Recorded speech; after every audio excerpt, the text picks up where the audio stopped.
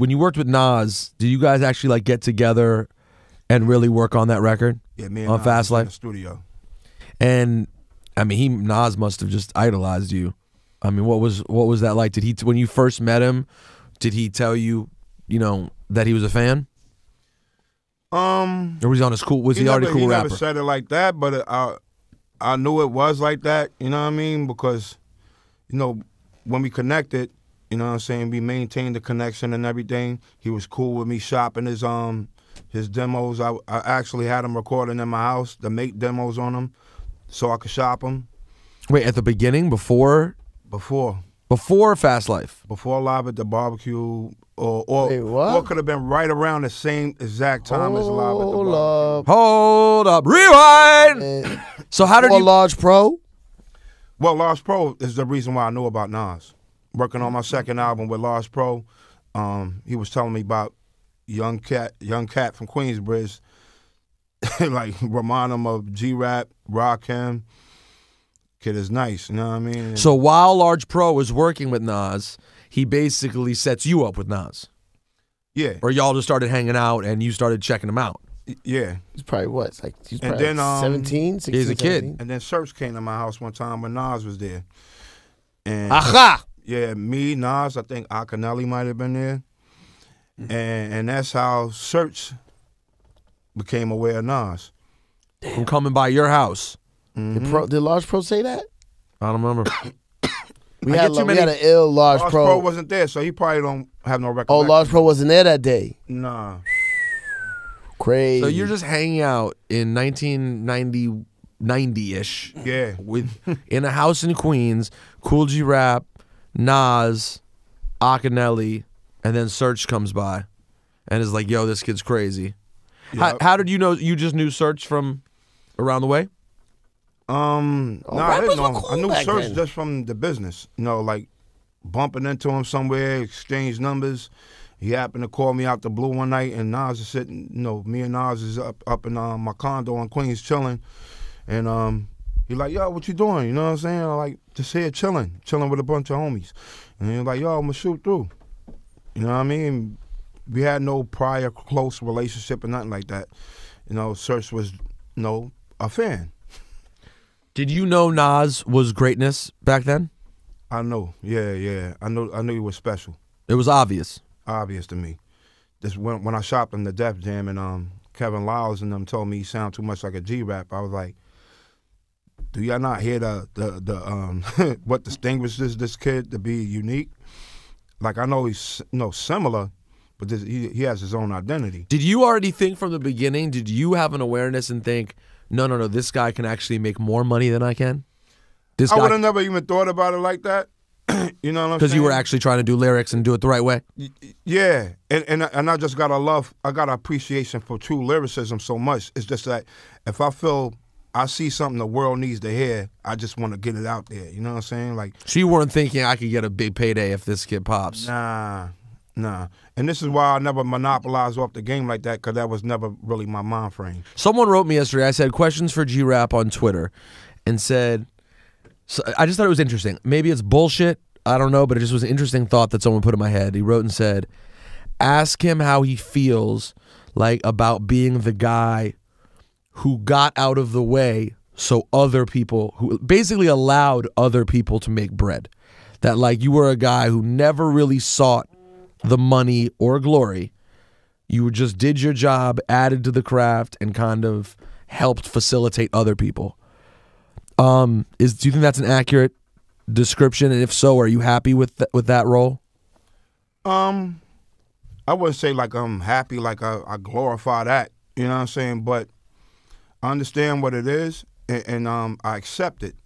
You know what I mean? Like, meaning like if G Rap's contribution was the game to the game was to produce some of the members of Wu-Tang, a Nas, a Pun, a Eminem, or whoever else, you know what I'm saying? There's many others. We could sit here all day and go through names, but if that was G Rap's contribution to the game, I felt like I did something really amazing for hip hop.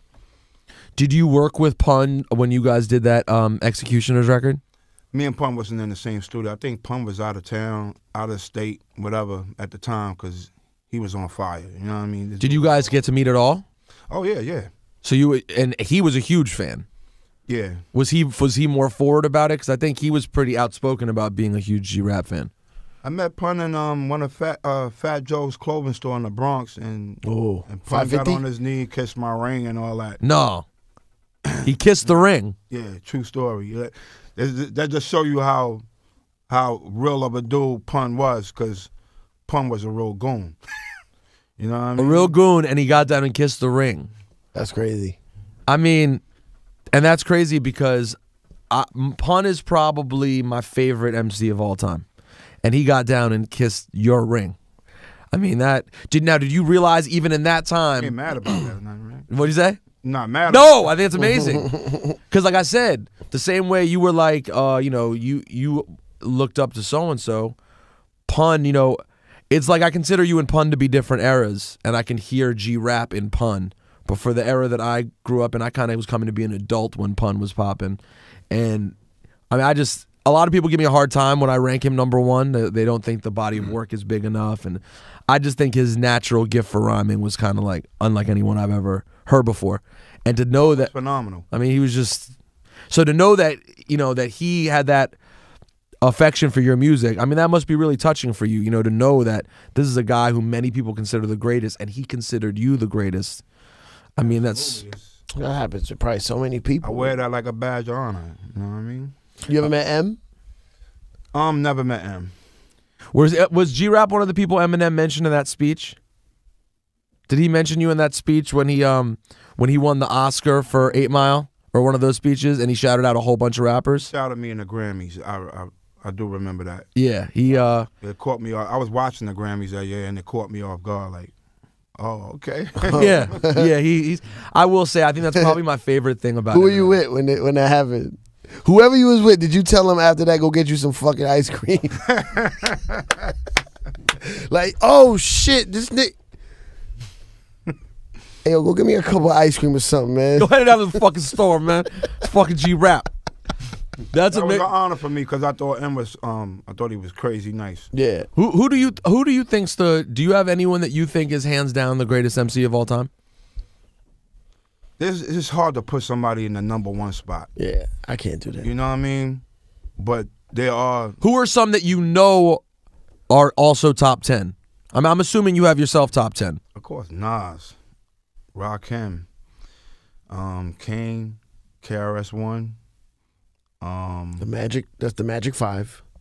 Jay-Z. I don't care how many people feel like he went mainstream or whatever now, but this dude was. No, he's still top 10. There's no. You still listen to him now and say the same thing? I appreciate what he does. You know I mean, yeah, he makes big. Even when he's not being super lyrical, I appreciate what he does as far as making a good record, a good song. You know what I mean? So that's I think 6 or 7. Big, no big. Yeah, there's no. You haven't mentioned Biggie. Biggie was one of the best rappers to me, but I never put him with the lyricist. Yeah, because he was a good rapper to me. You know what I'm saying? Like, but it's a difference. You say it's a difference. Yeah. I know what you mean. But he was good though. Like, don't get me wrong. Like, Big is one of my favorites. You know what about M? Do you have M in top 10 or no?